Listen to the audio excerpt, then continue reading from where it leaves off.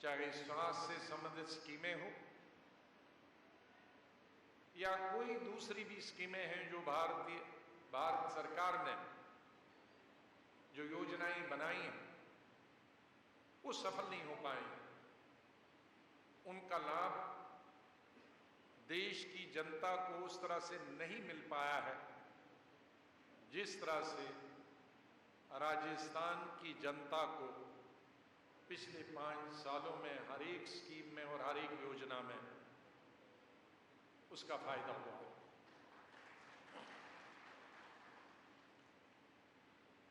मैं नवाब साहब को बता रहा था कि कुछ चीजें आप भूल गए। वो कहता है कि आपने इतनी स्कीमें बनाई, हम याद भी रखेंगे तो कितनी याद रखेंगे। और वाकई स्वास्थ्य से संबंधित इतनी योजनाएं कभी केंद्रीय सरकार ने नहीं बनाई और हर एक वर्ग के लिए बनाई।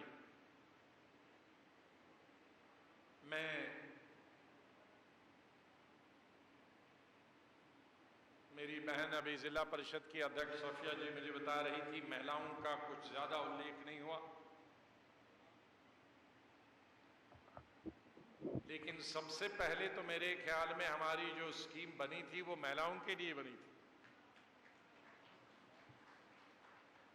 जब नेशनल रूरल हेल्थ मिशन बना था तो स्वास्थ्य मंत्रालय, केंद्रीय सरकार, यूपीए सरकार इस नतीजे पे पहुंची कि पूरी दुनिया में जो गर्भवती महिलाएं बच्चे को जन्म देने से पहले या बच्चे को जन्म देते वक्त जितनी उनकी मृत्यु होती है उतनी कहीं दुनिया में नहीं होती है जितनी भारत में होती है, या जितने नवजात शिशु भारत में मरते हैं, हमारे देश में मरते हैं, इतने कहीं विश्व में नहीं मरते। इसलिए स्वास्थ्य मंत्रालय ने, यूपीए सरकार ने 2005-2006 में सबसे पहला ध्यान जो दिया हमारी उन बहू बेटियों की तरह दिया, बहनों की तरह दिया जो गर्भवती होती, और जननी सुरक्षा योजना बनाई और हर एक गांव में एक आशा की नियुक्ति हुई और उसका काम रहा कि उस गर्भवती महिला की, उस हामला औरत की देखभाल करे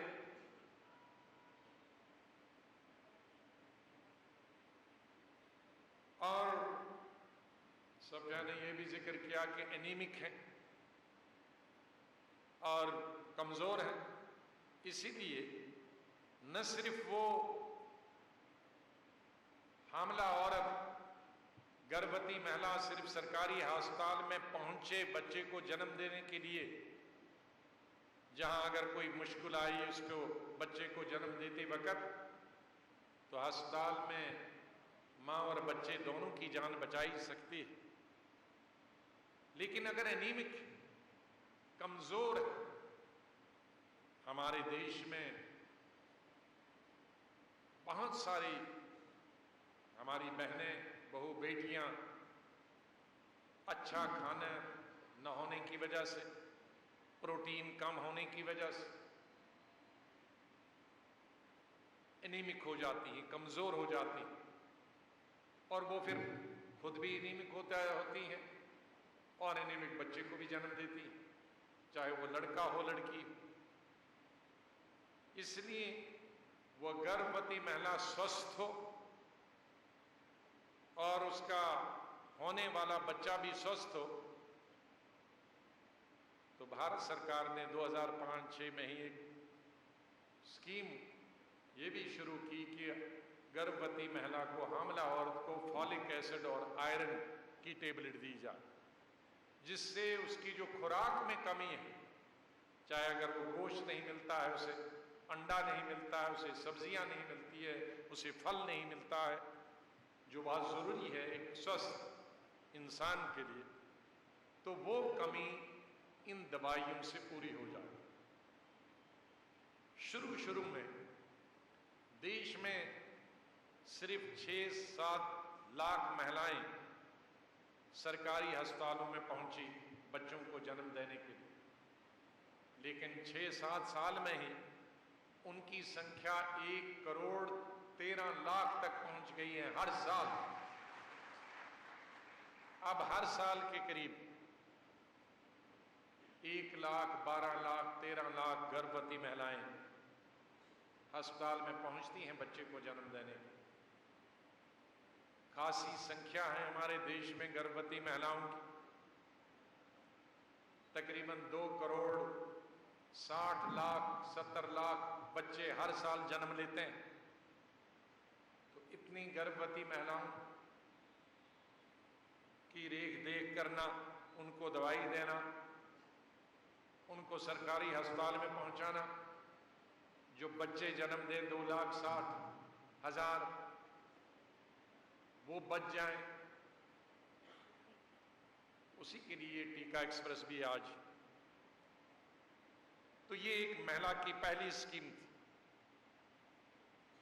उसके साथ 2 साल पहले यहीं आपके बाजू में ही, मेवात के भी यहाँ बहुत सारे लोग हैं और इस अलवर में मेवात का भी बहुत कई ब्लॉक हैं।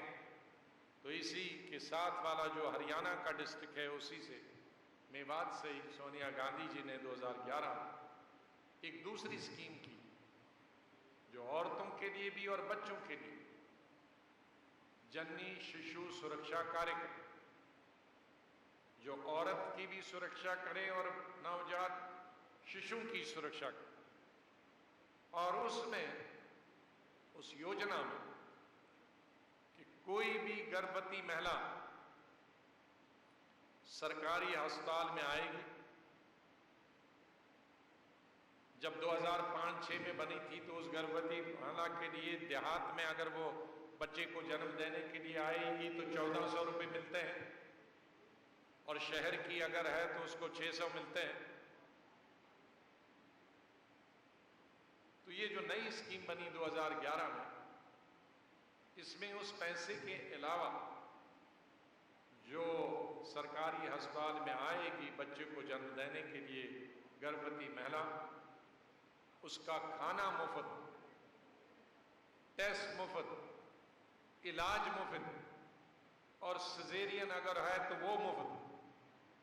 और अगर बीमार बच्चे को जन्म देगी तो 1 महीने तक उसको टेस्ट और दवाइयाँ सब मुफ्त। इस स्कीम को तकरीबन 2 साल हुए। तो ये भी हमारी महिलाओं के लिए स्कीम। जरा मुझे हाथ खड़े करिए, कितने लोगों को स्कीम के बारे में जानकारी मालूम?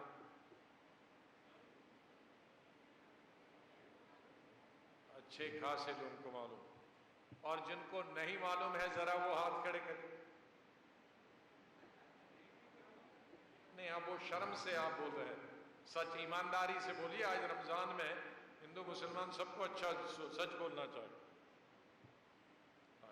तो अच्छी, मुझे बहुत खुशी है कि बहुत सारे लोगों को इसकी जानकारी है, और जाहिर है अगर जानकारी है तो लाभ उठाते होंगे। लेकिन इस स्कीम में अभी हमने जो गर्भवती महिलाएं हैं और नवजात शिशु हैं, और जब तक वो बड़े हो जाएंगे थोड़े, एक और स्कीम बनाई इस साल कि ये जब गर्भवती महिला, जिस वक्त भी ये गर्भवती होगी, उससे लेकर अगले 6 महीने तक, जब तक उसको बच्चे को जन्म देना होगा, तब तक अगर वो कभी भी बीमार होगी, जरूरी नहीं है कि कोई बीमारी सिर्फ वो गर्भवती रहने से हो, कोई भी बीमारी हो, उसको सरकारी अस्पताल में लाने के लिए मुफ्त में ट्रांसपोर्ट दिया जाएगा, गाड़ी दी जाएगी, और उसका इलाज होगा, मुफ्त इलाज होगा, जितनी दफा भी वो बीमार होगी। और बच्चे को जन्म देने के बाद अस्पताल में जितनी दफ़ा रहेगी वो अस्पताल में भी मुफ्त होगा। और बच्चे को जन्म देने के बाद 45 दिन तक वो आ जा सकती है घर, और अगर कोई बीमारी कॉम्प्लिकेसी हो गई तो वो आ सकती है दोबारा, और उसका इलाज मुफ्त हो। और जो बच्चा जिसको जन्म दिया, अगर वो 1 साल तक बीमार हो जाएगा तो 1 साल तक उसको सरकारी अस्पताल में मुफ्त इलाज हो। ये अभी 2-3 महीने पुरानी स्कीम, तो मुझे उम्मीद है कि हमारी बहनें इससे संतुष्ट होंगी। एक और स्कीम हमने फरवरी में शुरू की, वो है बाल स्वास्थ्य कार्यक्रम। जो बच्चे जन्म से लेकर और 18 साल तक की उम्र तक, लड़के और लड़कियां, उनके टेस्ट मुफ्त होंगे और इलाज मुफ्त होगा पूरे देश में। ये भी सोनिया गांधी जी ने महाराष्ट्र से इस कार्यक्रम का शुभारंभ किया था। जैसे आज हम एक नए कार्यक्रम के लिए यहाँ आए हैं, और महाराष्ट्र में ये कार्यक्रम अब बिल्कुल पटड़ी पे चढ़ गया। मुझे उम्मीद है कि 1-आध महीने में यहाँ की सरकार, मैं प्रिंसिपल सेक्रेटरी साहब यहाँ बैठे हैं, उनसे बताऊंगा कि इसके लिए अभी तैयार करें और इस स्कीम को लॉन्च करें, ताकि हमारे जो बच्चे हैं जन्म से लेकर स्कूलों में, आंगनवाड़ियों में, जहाँ जहाँ भी वो पढ़ते हैं, उनका टेस्ट और इलाज शुरू हो जाए। एक और नई स्कीम हमने आपके ही सूबे से अभी की, अभी 1 हफ्ता भी नहीं हुआ, जयपुर से मैंने और मुख्यमंत्री जी ने वो स्कीम की कि जो एनीमिक बच्चे हैं और बच्चियां, लड़के और लड़कियां, उनके लिए आयरन और फॉलिक एसिड की टैबलेट दी जाए। और वो 8-9 साल से लेकर और उनके 18 साल तक की उम्र की जो लड़कियां हैं और लड़के हैं, उनको जो स्कूलों में जाते हैं और आंगनवाड़ियों में हैं, उनको आयरन और फॉलिक एसिड की टैबलेट दी जाएंगी। ये अभी हफ्ता भर पहले हमने राष्ट्र लेवल का कार्यक्रम राजस्थान से शुरू किया।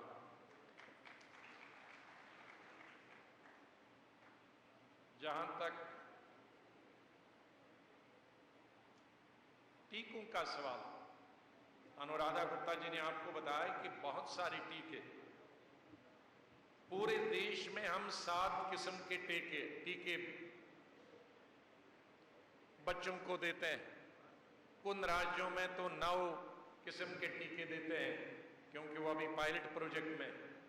लेकिन 7 किस्म के टीके 7 बीमारियों के लिए अलग अलग टीके, चाहे टेटनस हो, चाहे कॉफ हो, चाहे वो पोलियो हो, ये टीके पूरे देश के करोड़ों बच्चों को पैदा होने से लेकर 5 साल तक की उम्र तक दिए जाते हैं। और टीके मुफ्त केंद्रीय सरकार की तरफ तमाम राज्यों सरकारों को दिए जाते हैं, और टीके लगाने के लिए भी पैसे केंद्रीय सरकार की तरफ दिए जाते हैं। और उसके लिए गाड़ियां भी तकरीबन 2000 के करीब अलग अलग किस्म की गाड़ियां भी केंद्रीय सरकार ने राज्य सरकारों को दिए। उसके साथ साथ ही आप देखते हैं कि जब दवाई होती है और ख़ास तौर से टीका होता है, उसमें लिखा होता है बाहर के कवर में कि कितने टेम्परेचर पे वो टीका रखना चाहिए। हमारा देश ऐसा है, यहाँ कहीं 40 डिग्री टेम्परेचर होता है, कहीं 45 होता है, और सर्दियों में कहीं लद्दाख में हमारे -40 हो जाता है, 0 से नीचे। लेकिन टीके का एक टेम्परेचर पे रखना होता, उस टेम्परेचर के रखने के लिए केंद्रीय सरकार से तमाम राज्य सरकारों को रेफ्रिजरेटर दिए जाते हैं, फ्रिज दिए जाते हैं, डिफ्रीजर दिए जाते हैं, हर किस्म के, छोटे बड़े, स्टेट लेवल का हो तो और बड़े, डिस्ट्रिक्ट लेवल के तो और छोटे, प्राइमरी हेल्थ सेंटर का हो तो और निचले लेवल के फ्रीजर, डिफ्रीजर, ये तमाम चीजें दी जाती हैं। लेकिन इन तमाम चीजों के बावजूद भी हमने जब देखा कि कमियां आई हैं उसमें, देहाती इलाका है देश, हर जगह गाड़ी जाती नहीं है, हर जगह टैक्सी नहीं पहुंचती है, गर्मी का जमाना है, 40-45 डिग्री अगर टेम्परेचर है, तो आशा क्या करती है कि वो पहले ही दिन जहां भी रेफ्रिजरेटर या फ्रिज रखा है, चाहे वो प्राइमरी हेल्थ सेंटर पे रखा है, तो वहां से वो पहले ही दिन वैक्सीन ले जाती है, टीके की वो बोतल ले जाती है, और गांव में, और वहां टेम्परेचर इतना बड़ा हो गया तो कभी कभी टीका खराब हो जाता है टेम्परेचर की वजह से, तो भी नुकसान हो गया। कभी कभी मालूम है कि जब गांव में टीका कहते हैं टीका फेल हो गया, तो वही टीका फेल होने का मतलब यही हो गया कि उसका टेम्परेचर में कुछ फर्क पड़ गया, वो असली टेम्परेचर पे नहीं रहा। फिर अगर आधी बोतल इस्तेमाल की है, आधी नहीं की, या तो उसको फेंक देना है क्योंकि पास में उसके कोई रेफ्रिजरेटर नहीं है या उसको ठंडे टेम्परेचर में रखने के लिए जगह नहीं है, तो इसकी वजह से या टीका खराब हो जाता है, या कई जगह पे जो दूर इलाके हैं वहां टीकाकर्मी जो है वो पहुंचते नहीं हैं कि वो टीका खराब हो जाएगा इसलिए छोड़ ही दो उस इलाके का। तो हमारे लाखों बच्चे, करोड़ों बच्चे छूट देते हैं, छूट जाते हैं टीके के बगैर। और जो बच्चे टीके के बगैर छूट जाते हैं, तो जिन बीमारियों के लिए टीका दिया जाता है, और अगर उस बीमारी ने उस बच्चे को पकड़ लिया जिसने टीका नहीं किया, तो वो बच्चा मर जाता है। टीका एहतियात के लिए दिया जाता है कि अगर उसने दिया तो उस बीमारी का फिर उस पर वो अगर आ भी जाए उस गांव में, उस महल्ले में, उस घर में, तो उस पर कोई असर नहीं हो। तो किस तरह से हमारे सभी बच्चे बच जाएं, उनकी मृत्यु ना हो, उसके लिए एक योजना बनाई, नेशनल टीका एक्सप्रेस। उसके लिए इस साल के लिए हमने सिर्फ 6 जिले चुने, 6 डिस्ट्रिक्ट चुने। इन टीका एक्सप्रेस का मतलब ये होगा कि इस गाड़ी के अंदर, जो आप यहां से जब निकलेंगे तो देखें छोटी ही गाड़ी है, इसमें फ्रिज होगा, उस फ्रिज में रेफ्रिजरेटर होगा, जो भी उस वैक्सीन को रखने के लिए, टीके को रखने के लिए जगह होगी। तो ये उन इलाकों में जाएगी, ये सब सेंटर पे जाएगी जहां पे जाने के लिए गांव में कोई टैक्सी का साधन नहीं है, कोई गाड़ी का साधन नहीं है, जिसके चलते अभी तक टीकाकर्मी नहीं पहुंच जाते थे। अब उनको अपनी गाड़ी पहुंची तो ये उस आंगनवाड़ी में भी पहुंच जाएंगे, क्योंकि आंगनवाड़ी में हर हफ्ते जब सेशन होता है टीका लगाने का, तो जिस दिन वो सेशन होगा, जिस दिन वो मिलेंगे, जमा करेगी आशा बच्चों को टीका लगाने के लिए, तो अपनी गाड़ी में टीकाकर्मी वहां पहुंच जाएंगे।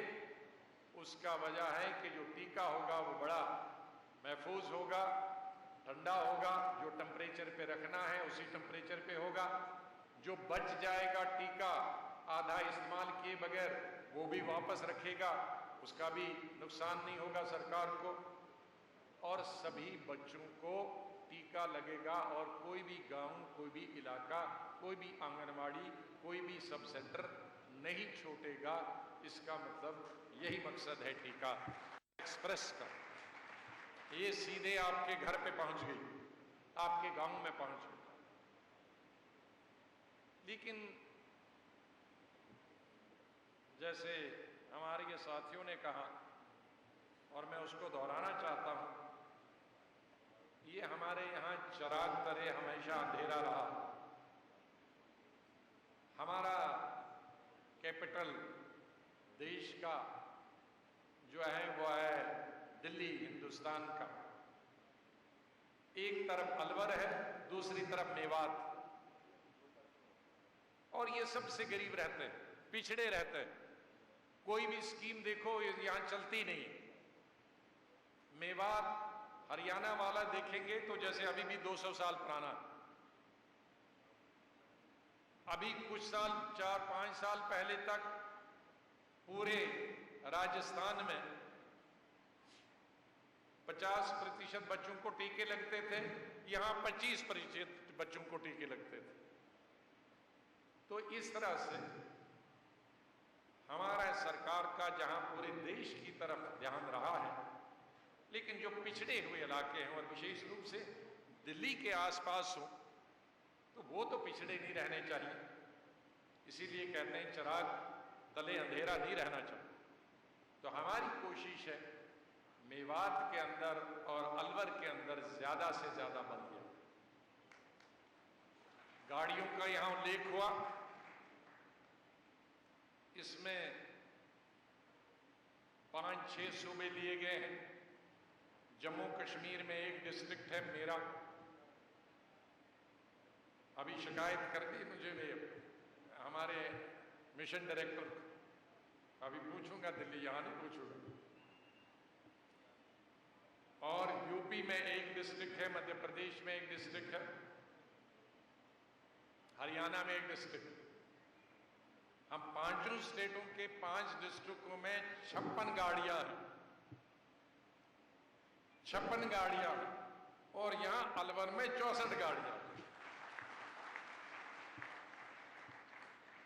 तो आप अंदाजा लगा सकते हैं कि कितनी स्वास्थ्य मंत्रालय की तरफ से ध्यान अलवर की तरफ है, अलवर की जनता की तरफ है, अलवर के बच्चों की तरफ है।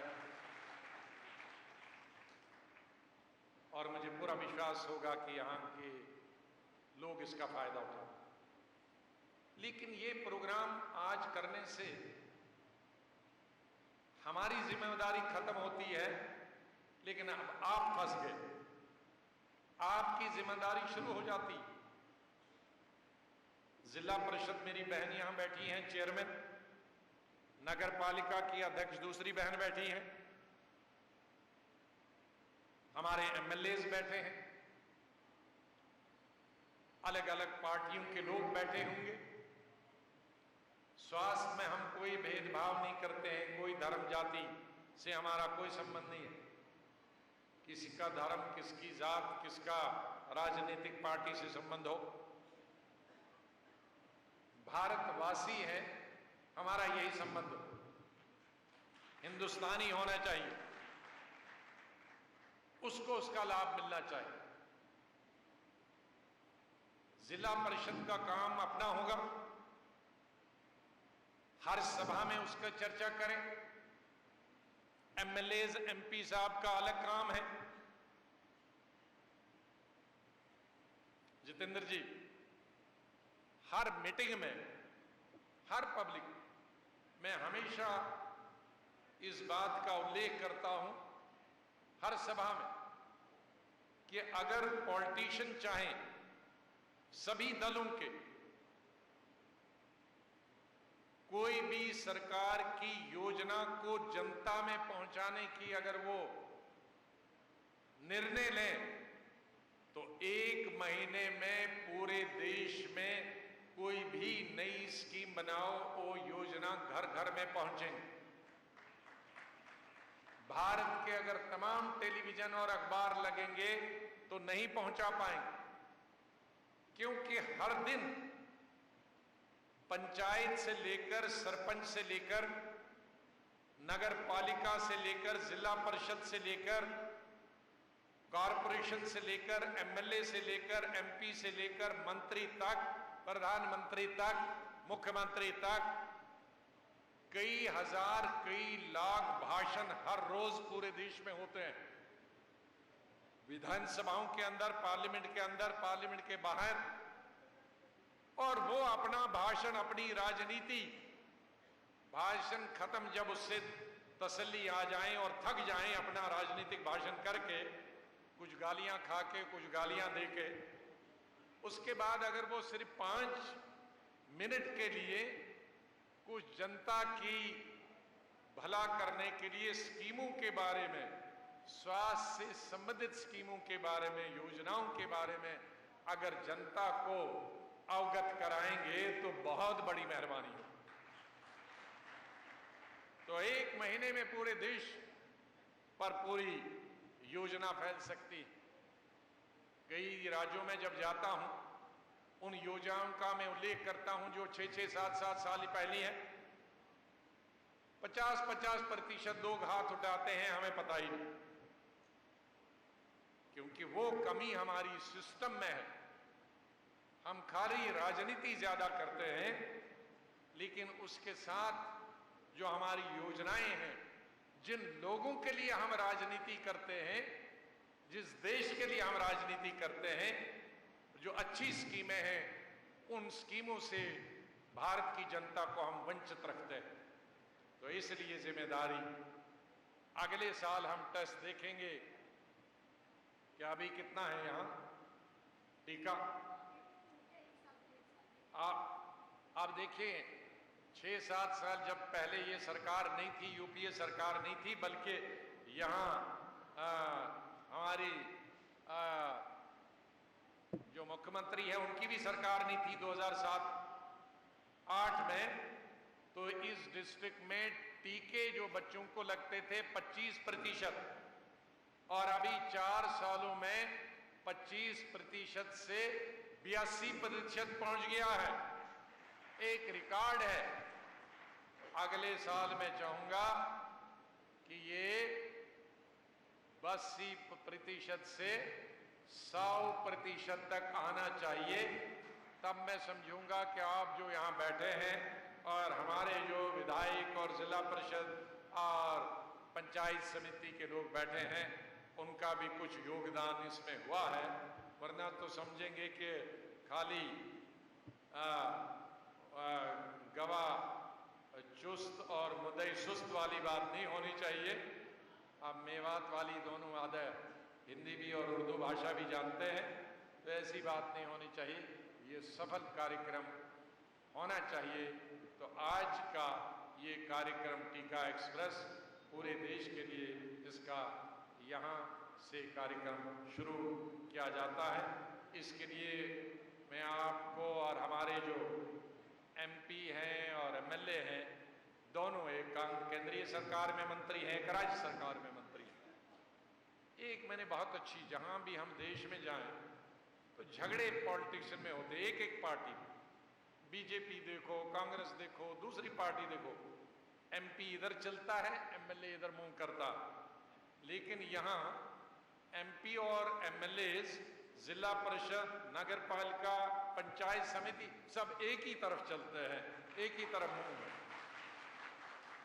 तो ऐसी स्थिति में, और जैसे राज्य सरकार का तो मैंने पहले ही उल्लेख किया कि अगर हम 10 कदम बढ़ने का प्रयास करते हैं तो वो 12 कदम आगे बढ़ने का प्रयास करता है। और यही कारण है कि हमारे जितने कार्यक्रम हैं, न सिर्फ स्वास्थ्य मंत्रालय में, बल्कि जो दूसरे केंद्र के विभाग हैं, मंत्रालय हैं, उनकी जो योजनाएं बनाई हैं, वो भी बड़े सफलता से राजस्थान में लागू की जाती हैं। इन्हीं शब्दों के साथ मैं आपका बहुत बहुत धन्यवाद करता हूँ। शुक्रिया। खुदा हाफिज़। जय हिंद।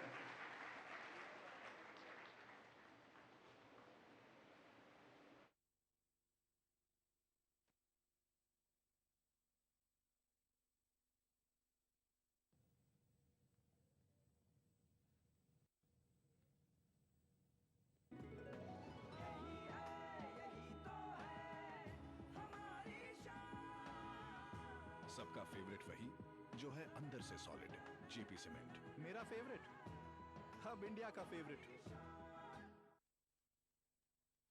उभरते कश्मीर के अनछुए पहलू, नई सोचो फिक्र, मुनफरिद तहजीब और रिवायत।